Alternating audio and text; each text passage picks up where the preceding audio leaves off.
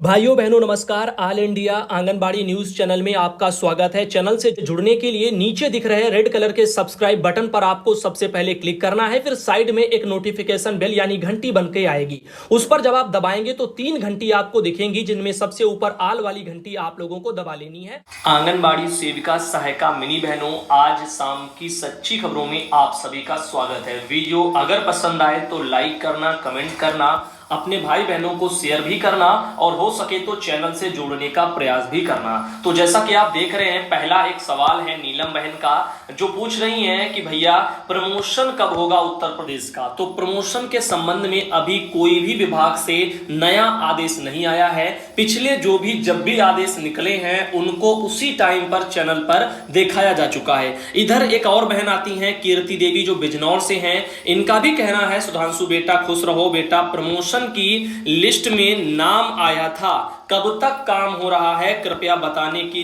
कोशिश करें। 50 साल एज हो रही है, तो समस्या है बहनों को, क्योंकि उम्र उनकी धीरे धीरे बढ़ती जा रही है और विभाग और सरकार इस ओर ध्यान नहीं दे रहा है। जितनी ज्यादा उम्र हो जाएगी उतना कम उनको प्रमोशन के बाद में सुपरवाइजर के पद पर रहने का उनको मौका मिल पाएगा। तो नुकसान वर्कर बहनों का है, ये हम सब जानते हैं। विभाग से कहते भी हैं, मांग भी करते हैं कि जल्द से जल्द प्रमोशन के बारे में उसकी कार्रवाई को आगे बढ़ाया जाए। जो भी लिस्टें बन चुकी हैं उसको आगे जारी किया जाए, क्योंकि अभी विभाग ने नए आदेशों में कोई भी हाल फिलहाल में जिक्र प्रमोशन को लेकर के नहीं किया है। ऑल इंडिया आज मांग करता है विभाग से कि प्रमोशन को लेकर के आगे कार्रवाइयों को बढ़ाया जाए। साथ ही साथ जो भी बहनें हैं 2017 से प्रमोशन की राह देख रही हैं, उनकी भी अब यहां पर जो उम्मीदें हैं वो धीरे धीरे करके टूटती नजर आ रही हैं, क्योंकि एक समय आएगा जब उम्र ही उनकी निकल जाएगी तो फिर क्या बेचारी वो नौकरी कर पाएंगी। इधर बात करते हैं, एक और बहन है, इनका कहना है भैया आंगनबाड़ी मेरिट लिस्ट वो कब जारी होगी। तो अभी जो भर्तियां आंगनबाड़ी की निकली थी उत्तर प्रदेश में कुछ जनपदों में, उनको लेकर के यहां पर अभी मेरिट लिस्ट जनपदों में जारी नहीं हुई है। एक आध जिलों में आपने देखा था जो सहायिका बहनें थी उन्हीं को फुल कार्यकर्ती के पद पर अगर उनके वहां खाली हुआ होगा, उन्होंने फॉर्म अप्लाई किया होगा तो उनका वहां पर चयन कर दिया गया था, जो कि सही था। लेकिन अभी बाकी जो लिस्ट मेरिट वाली हैं वो कुछ भी नहीं निकली हैं, और वैसे भी इन्होंने जिले का भी नाम नहीं बताया कि कहां से हैं, कौन है, तो यहां पर इसको पीछे छोड़ते हैं। लेकिन अगर कोई जानकारी भर्ती या प्रमोशन से जुड़ी हुई यूपी में आएगी, और जब भी आएगी आपको उसी टाइम पर खबरों में दिखाया जाएगा। इसके लिए आप स्वतंत्र हैं। जब भी मान लो खबरें नहीं आती हैं तो समझ लीजिएगा कि विभाग से लेटर अभी नहीं आए हैं, जैसे ही आएंगे वैसे ही दिखाए जाएंगे। बस आप अपनी खबरों को नियमित देखते रहिए। इधर बात करते हैं, संध्या बहन आती है सिद्धार्थनगर से, और इनका कहना है, नाम इनका है संगीता, यहां पर इन्होंने लिखा और यहां पर फील्डिंग में इन्होंने नाम अपना संध्या बताया। इसमें लिखा, सुधांशु भैया नमस्कार, मुझे यह पूछना है कि स्मार्टफोन का जो वितरण है क्या 51 जिलों तक ही सीमित रहेगा। तो आप जो ये पूछ रही हैं वो आप सही नहीं पूछ रही हैं। कहने का तात्पर्य ये हमारा कि मैंने आपको लेटर दिखाया था आंगनबाड़ी मैपिंग ऐप वाला, वही जियो टैगिंग को लेकर के, जिसमें 51 जिलों का जिक्र हो रहा था। अब 51 जिलों में स्मार्टफोन के बारे में बोला गया था कि जिन 51 जिलों में अभी हाल नए स्मार्टफोन का वितरण हुआ है उनका जिक्र हुआ था। तो नए जो जिले थे स्मार्टफोन में, जिनमें नया जो स्मार्टफोन मिला था, उन 51 जनपदों की वहां पे बात अलग हो रही थी और बाकी शेष की अलग हो रही थी। ऐसा नहीं था कि केवल 51 जिलों को ही स्मार्टफोन दिया गया, ऐसा बोला गया था। तो स्मार्टफोन तो उसके पहले भी मिले थे, बाद में 51 को मिले हैं। अगर जहां कहीं रह भी गए हैं तो अपने उच्चाधिकारियों को आप लेटर भेजें, जैसे कि डीपीओ महोदय, और वो आगे की कार्रवाइयों को सुचारू रूप से बढ़ाएंगे। अगर स्मार्टफोन आपके वहां नहीं बटे होंगे तो आगे आपको कुछ ना कुछ जानकारी देंगे कि आगे क्या करना है, कैसे करना है, कब तक होगा, ऊपर से क्या प्रस्तावित है। तो जब भी कोई लेटर आए हैं, चाहे वो स्मार्टफोन वितरण से जुड़े हों, आपको समय समय पर ऑल इंडिया ने दिखाया है।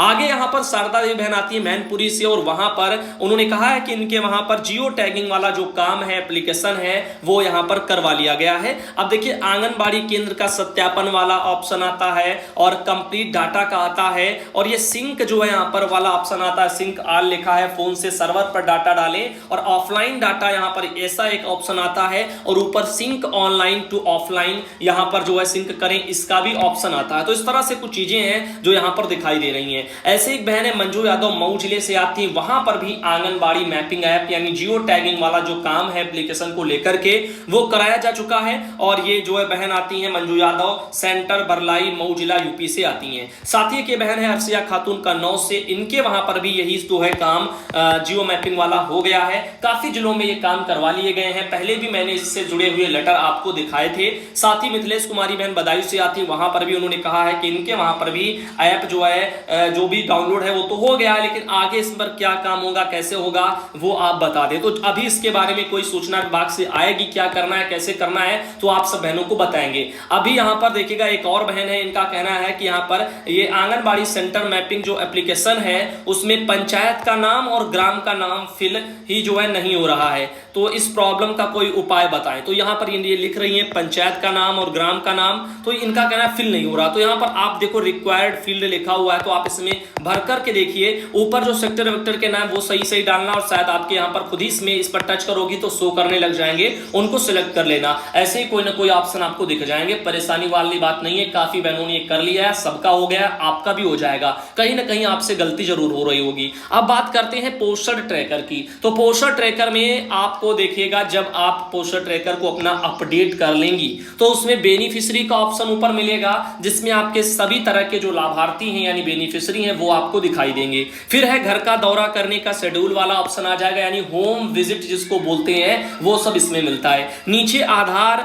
जो है वेरीफाई के लिए भी एक ऑप्शन दे दिया गया है, यहां से आधार वेरीफाई भी हो जाएंगे। इधर बात करते हैं आपको क्या करना है। मान लीजिएगा जैसे कि मैं आपको बता दूं कि 0 से 6 महीने के कोई बच्चे हैं, उनका मॉड्यूल आप खोल लीजिएगा, उनकी पूरी लिस्ट इस तरह से आपकी निकल के आ जाएगी। ठीक, अब यहां पर जो पुराने वाले आपके लाभार्थी हैं उनमें सब में ये पीला पीला निशान बनकर के आ रहा होगा, इसका मतलब है कि इनका आधार जो है वेरिफिकेशन नहीं हुआ है। जब मोबाइल नंबर और आधार वेरिफिकेशन आप कर लेंगी तो ये सब हरे हो जाएंगे और तभी आप जो है इनको THR वितरण कर पाएंगी। जब तक पीला रहेगा तब तक आप इनको THR वितरण नहीं कर पाएंगी, इस बात का ध्यान रखना। इसमें काफी लोग क्या कर रहे हैं, पुराने वाले सभी लाभार्थियों को डिलीट कर दे रहे हैं। डिलीट के लिए इन 3 जो है ये डॉट जो आपको दिख रहे हैं, 3 डॉट जो ये सब हर लाभार्थी के सामने दिखते हैं, इन पर टच करना होता है और नीचे आपको डिलीट बेनिफिशियरी का ऑप्शन में मिल जाता है, वहां से आप इसको डिलीट कर सकती हैं। तो बहुत सी बहनें क्या करती हैं, उनको डिलीट कर रही हैं, फिर नए सिरे से फीडिंग कर रही हैं। ठीक, तो हम आपको डिलीट करने की सलाह तो नहीं देते हैं, इसके बारे में आप अपने विभाग से पूछना, उसके बाद में जो वो कहें वो करना। बाकी डिलीट करने के बाद में नए फीडिंग करके जो भी लोग कर रहे हैं उनमें ऑप्शन अच्छे आ रहे हैं और उससे बिना लाभार्थी के आधार के भी वेरीफाई हो जा रहा है और उससे आधार में जो वहां पर THR वितरण भी हो जा रहा है। लेकिन मैं ये नहीं कहूंगा कि आप इसको लाभार्थियों को अपने पहले वालों को डिलीट करें, इसके बारे में आप अपने विभाग से पूछे, वो जो कहें आप वो करें। इधर देखिएगा यहां पर अब न्यू रजिस्ट्रेशन में आपको मैं बता रहा हूं क्या क्या ऑप्शन आती हैं। तो जब भी कोई आप नया लाभार्थी जोड़ेंगी तो आपको कैसे जोड़ना है, और उसमें हरा वाला सब कुछ हो जाएगा, पीला विला कुछ नहीं बनेगा, भले ही आपके लाभार्थी के पास में आधार ना हो। तो न्यू रजिस्ट्रेशन पर जब आप क्लिक करेंगी, चाहे आप इनको डिलीट करके करिए या ना भी डिलीट करिए, अगर विभाग कहे तो करना, मेरे कहने के अनुसार कुछ भी मत करना। मैं आपको नए रजिस्ट्रेशन के बारे में, नया लाभार्थी जोड़े के बारे में आपको बताता हूं। जब आप नया जोड़ेंगी नए सिरे से तो उसमें क्या क्या ऑप्शन आपको अब देखने को मिलते हैं, जिसके कारण ही आप लोगों को फायदा मिलता है कि लाभार्थियों का अगर आधार कार्ड नहीं बना है, जैसे कि 0 से 6 माह के बच्चे, तो इनमें आपका वो पीला वाला हट जाएगा, हरा हो जाएगा और पिता का जो है आधार पड़ जाएगा। माता का भी ऑप्शन आता, चाहो तो वो डाल दो, लेकिन मैं सलाह दूंगा कि आप पिता का ही डालें, क्योंकि माता वाले ऑप्शन में कभी दोबारा मान लीजिएगा किसी को बच्चा हुआ या मान लीजिएगा गर्भवती हुई, तो ऐसे में उनका दोबारा जब आप फीडिंग करेंगी तो वहां पर जो है आप लोगों को फिर फीडिंग में दिक्कतें आएंगी। मान लीजिएगा धात्री तक आ गई कोई महिला, उसके बाद में उनका हट गया, डिलीट हो गया, सब कुछ जब भी पूरा हो गया, उसके बाद दोबारा से अगर उनको कुछ हुआ तो उसमें फिर से अगर फीडिंग करनी पड़ गई तो फिर शायद आधार एक बार अगर लगा होगा, दोबारा फीड करने पर आपको एरर भी शो कर सकती है कि आधार जो है ऑलरेडी जो है पर लिया जा चुका है, ऐसा कुछ ना कुछ आपको एरर आ सकता है। तो मेरी सलाह है कि पिता का आधार लगाएं। अब देखो ऑप्शन में क्या है, 0 से 6 माह के बच्चों में मान लीजिएगा आप कोई नया लाभार्थी जब आप जोड़ेंगी तो नेम ऑफ चाइल्ड यानी बच्चे का नाम का एक ऑप्शन आपको देखने को मिलेगा, आधार नंबर ऑफ चाइल्ड, तो बच्चे का आधार नंबर इसमें पड़ता है, लेकिन आपको क्या करना है, नीचे लिखा है चाइल्ड डज नॉट हैव आधार, यानी बच्चा जो है वो आधार उसके पास नहीं है या नहीं रखता है, जो भी आप समझे। तो यहां पर देखिएगा इसमें हां वाले ऑप्शन पर आपको टच कर देना है। पहले आपको नहीं वाले ऑप्शन में टच करा हुआ मिलेगा, लेकिन आपको क्या करना है, इसमें हां वाले ऑप्शन पर टच कर देना है। यानी बच्चे के पास में आधार नहीं है, ये यहां पर लिखा है, इसका मतलब है हां, यानी बच्चे के पास में आधार नहीं है। जब आप इस पर कर देंगी तो इसमें आधार वाला जो ऑप्शन है वो यहां पर इस कुछ कलर वाइज हल्का हल्का हो जाएगा जो है, तो इससे क्या होगा, इसको आप फिल नहीं कर पाएंगे, ये बंद हो जाएगा ऑप्शन और फिर आपको दिक्कत नहीं है। अब वरना जैसे नाम देखो चाइल्ड का भरना है तो इसमें सफेद लिखा है, इसमें मैंने हां पे कर दिया तो ये दूसरे कलर का हो गया। अब इसमें हमको भरने की आवश्यकता नहीं है, ये लॉक हो जाता है ये वाला ऑप्शन बच्चे का आधार वाला। फिर लिखा है आधार नंबर ऑफ मदर, तो मदर का जो आधार है उसमें भी आपको पहले तो नहीं वाले ऑप्शन में लिखा हुआ मिलेगा, लेकिन आपको इसमें हां वाले ऑप्शन पर टिक कर लेना है। इसमें भी लिखा है मदर डज नॉट हैव आधार, भले ही माता के पास आधार हो लेकिन आपको क्या कर देना चाहिए कि यहां पर चाहो तो आधार वाले में नहीं कर दो, ज्यादा बेटर है। अगर करोगी तो माता का आधार डालना पड़ेगा, हो सकता है दोबारा जब आप फीडिंग करें तो फिर दिक्कतें हो जाएं,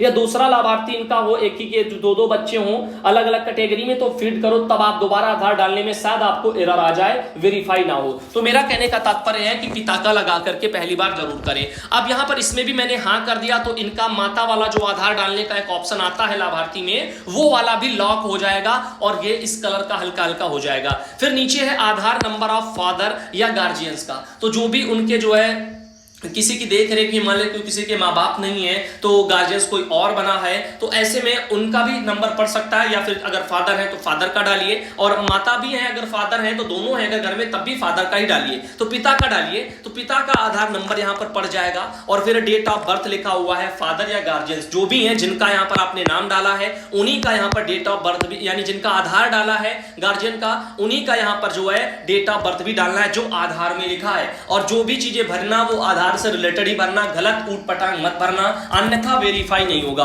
आधार नंबर देखो अब फादर का ये पड़ गया, डेट ऑफ बर्थ फादर की पड़ गई, और फिर जेंडर जो है वो यहां पर दिखाना है किसका, गार्जियंस का, यानी फादर का जो भी है जिनका आप भर रही है। तो पिता का भरेंगे तो यहां पर जाहिर सी बात है पुरुष वाले में मेल वाले ऑप्शन पर आपको टच करना होगा। हेल्थ आईडी में देखो लिखा है, अगर आपके पास हेल्थ आईडी है तो ठीक बात है, लिखा है डोंट हैव ABHA या क्रिएट ABHA यहां पर लिखा हुआ है, तो अपना यहां से क्रिएट भी की जा सकती है लेकिन जरूरत नहीं है, चाहो तो इसको छोड़ दो।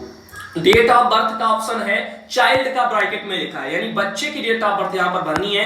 ऊपर जो आपने आधार कार्ड के बाद में डेट ऑफ बर्थ भरी है वो गार्जियंस की यानी पिता वगैरह की थी, अब आपको यहां पर बच्चे की भरनी है, ब्रैकेट में चाइल्ड लिख दिया गया है, तो डेट ऑफ बर्थ बच्चे की भर देनी है। जेंडर चाइल्ड का भर देना है, जो है बालक है या बालिका है, क्या है वो आपको, मेल या फीमेल जो भी है वो आपको भरना है। पिता का देखो नाम यहां पर अब दिया है तो पिता का नाम, फिर माता का नाम आया, माता का नाम भी डाल देना। पिता का तो आधार आपने भर लिया, जन्म तिथि भर ली, पिता का नाम भी यहां भर लेंगे। माता का यहां पर नाम डाल देंगे, लेकिन माता का आधार ऊपर मत डालना, उसमें हां वाले ऑप्शन पर टिक कर देंगी तो उसमें आधार की जरूरत नहीं पड़ेगी। मोबाइल नंबर है, मोबाइल नंबर डाल देना। बच्चे का जन्म के समय वजन कितना किलोग्राम में था वो आप डाल देना, और यहाँ पर हाइट जो है बच्चे की सेंटीमीटर में भरनी है, लिखा है ऊंचाई 30.48 से 76.2 सेंटीमीटर के बीच में ही होनी चाहिए, तो आप इसके बीच में भरें। काफी लोग जो है 52 भर देते हैं, 58 भर देते हैं, 55 भर देते हैं, जो भी ऐसे है जो भी भरना आप देख लेना, बच्चा नाटेपन में या कुपोषित कुपोषित इस तरह की किसी भी कैटेगरी में ना चाहे। उसके बाद में इसको सबमिट कर देना, और आपका जो है रिकॉर्ड, जो नया लाभार्थी आप नए जो है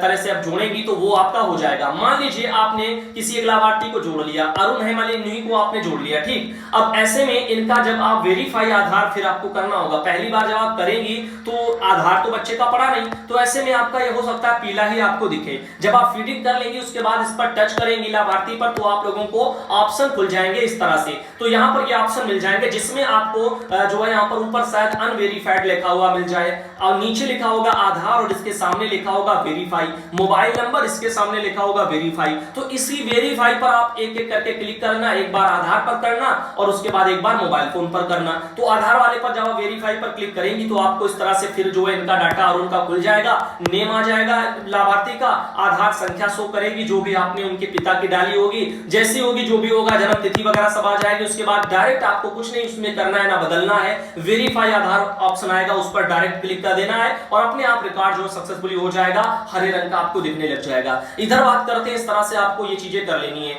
इधर वेरीफाई आधार वाला जो ऑप्शन दिया है, मैंने इसको भी एक बार चेक किया। मैं इसमें गया, इसमें किसी भी एक जो है यहाँ पर गर्भवती महिला को मैंने ओपन किया। अब इसमें देखिए फुल नाम इनका मनप्रीति है, आधार संख्या भी इनकी दी हुई है, जन्म तिथि भी है, यानी जन्म की तारीख भी है। अब देखिएगा वेरीफाई आधार पर जब हम इनका क्लिक करते हैं, क्योंकि रिकॉर्ड तो इनका पूरा भरा है और सही भरा है, इनका आधार भी भरा है, आधार वेरीफाई करते हैं तो भी इनका नहीं हो रहा है, इसमें एरर शो कर रही है, अब इनका नहीं हो रहा है। तो ऐसे में आपको इन चीजों में दिक्कतें आएंगी। इससे अच्छा है अगर आपको, देखो मैं नहीं कहता, अगर आपको विभाग सलाह दे बाद में कि आप जो है सभी को डिलीट करें, दोबारा से फीडिंग करें, तो फिर आसानी से चीजें हो जाएंगी, लेकिन मैं ये नहीं कहता कि आप जो है डिलीट करें। आप विभाग से पूछे, जो वो कहें आप वो करें। बाकी नए सिरे से जब भी लाभार्थी को आप फीड करेंगी तो वो सब वेरीफाई ऐसे ही आप करती जाना और वो हरे होते जाएंगे और उनको टीएचआर वितरण आप जो है प्रदर्शित करवा पाएंगी। बाकी आपको दिक्कतें आएंगी। इधर देखिएगा सबनम मैन आती है छतरपुर मध्य प्रदेश से और उनके वहां से कि लेटर टाइप का उन्होंने भेजा है,